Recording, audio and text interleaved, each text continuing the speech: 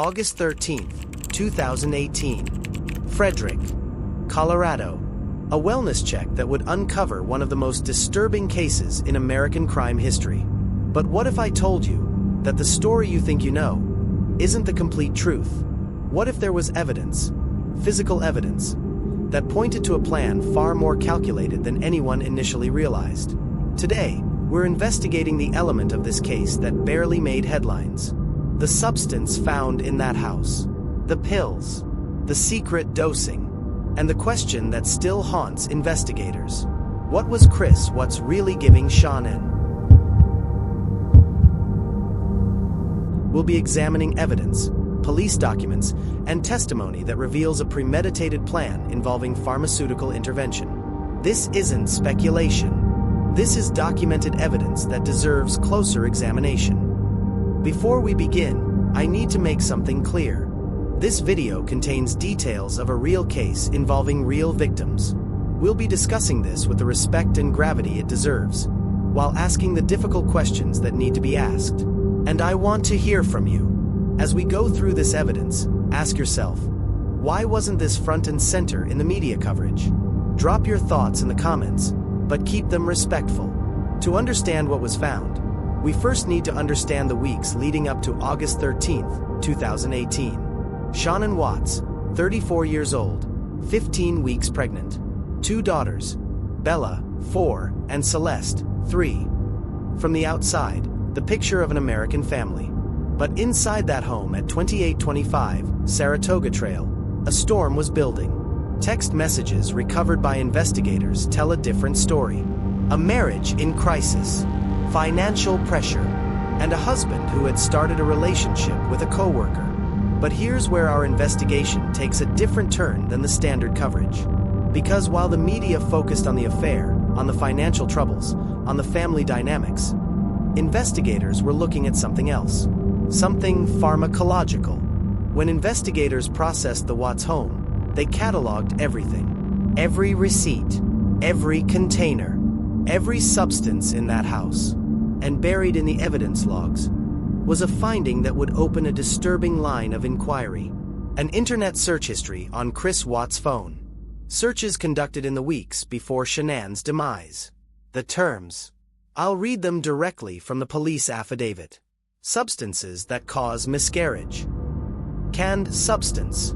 End pregnancy. How to hide substance in food. This wasn't a moment of passion. This wasn't a sudden act. This was research. This was planning. But it gets darker. Because according to testimony from Shanann's friend, she had complained about feeling unusually ill. About symptoms that didn't match her previous pregnancies. About stomach issues that seemed to come and go without explanation. Her friend, Nicole Atkinson, later told investigators that Shanann mentioned feeling weird after eating meals Chris had prepared. But at the time, she assumed it was pregnancy-related. Was it? Now, we need to talk about what substances were potentially involved. And for legal and ethical reasons, I won't be giving you a how-to guide, but I will be explaining what investigators believed they found evidence of. According to toxicology experts consulted by the prosecution, there are several over-the-counter and prescription substances that, when taken during early pregnancy, can cause severe complications or termination. Some of these are common pain medications. Some are herbal supplements. Some are legitimate prescriptions that, in the wrong dosage or context, become weapons. Here's what we know from the discovery documents. 1. Chris Watts' phone showed multiple searches for abortifacient substances in the weeks before Shanann's passing. 2. Shanann told multiple friends she was experiencing unusual symptoms. 3. An autopsy was performed, but due to the condition of the remains and the time elapsed, a complete toxicology screen for all substances was not possible.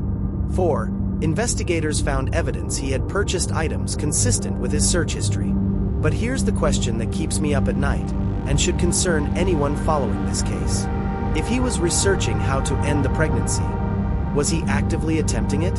And if he was, did it work the way he intended? I'm going to pause here because I need your input. We're looking at evidence of premeditation that goes back weeks, possibly months. This isn't about what happened on August 13th. This is about a pattern of behavior. So here's my question for you. Why do you think this angle didn't become the central focus of the media coverage? Was it too complicated? Too dark? Or was the affair narrative just simpler to package? Leave your thoughts below, and let's discuss this like the rational community I know you are. And if you're finding this investigation valuable, hit that subscribe button. We're going places the mainstream coverage won't. Let's reconstruct what we believe was happening, based on evidence and testimony. Late June 2018. Chris begins his relationship with his coworker. Around this same time, Shanann announces her third pregnancy. According to friends, Chris seemed upset by the news. Early July, the first internet searches appear on Chris's phone. Terms related to pregnancy termination. Terms related to substances and their effects. Mid-July, Shanann leaves for a work trip to North Carolina, taking the girls with her. She'll be gone for 6 weeks. Chris is alone. And according to financial records subpoenaed by investigators, this is when several purchases are made at pharmacies and health stores. The receipts show items consistent with his search history.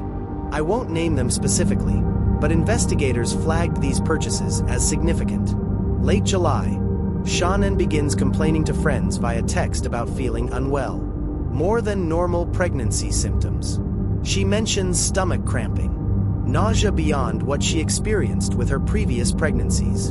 In one text message to her friend, she writes, "Something feels off. Like really off. But Chris says I'm just being paranoid because I'm pregnant." Early August, Shanann returns home from North Carolina. She's now about 15 weeks pregnant. According to her medical records, the fetus is developing normally at this point. But here's where it gets interesting. Shanann had an appointment scheduled for August 15th, 2 days after she disappeared, for a detailed anatomy scan. A scan that would have detected any developmental issues or abnormalities. She never made it to that appointment. Now, I'm not suggesting direct causation. The autopsy indicated that Shanann and the girls died by strangulation.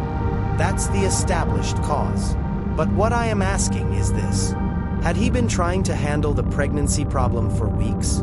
And when that didn't work, did he escalate to a more permanent solution? In Chris Watts' confession, he gives his version of events. He claims it was an emotional confrontation. He claims it was a moment of rage. He claims a lot of things. But what he doesn't talk about is the searches.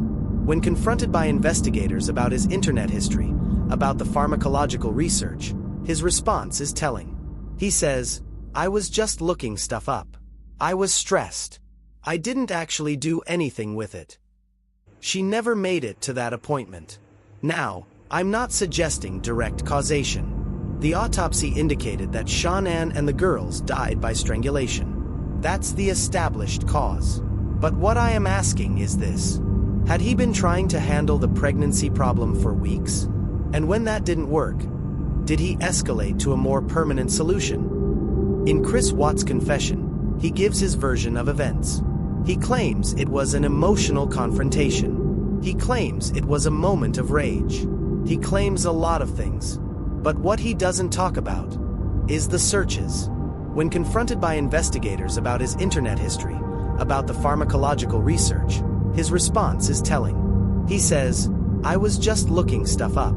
I was stressed. I didn't actually do anything with it." But investigators found evidence that contradicts that statement. Purchases that match searches. Timing that matches complaints.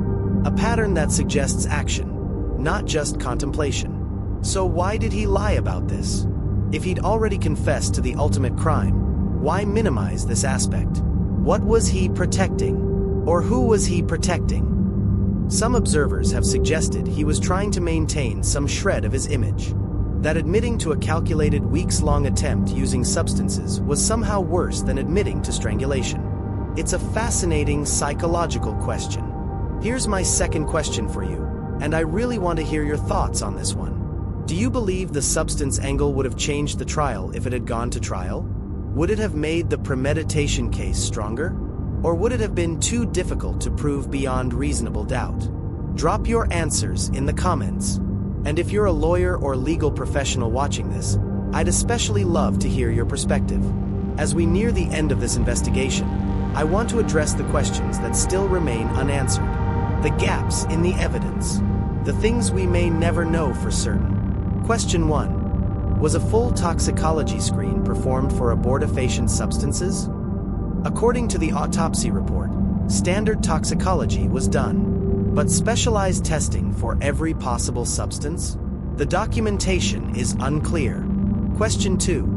Were any of these substances found in the home during the evidence collection? The public inventory lists hundreds of items, but many are described generically: medications, supplements, bottles from bathroom cabinet. We don't know the specific contents of each. Question 3.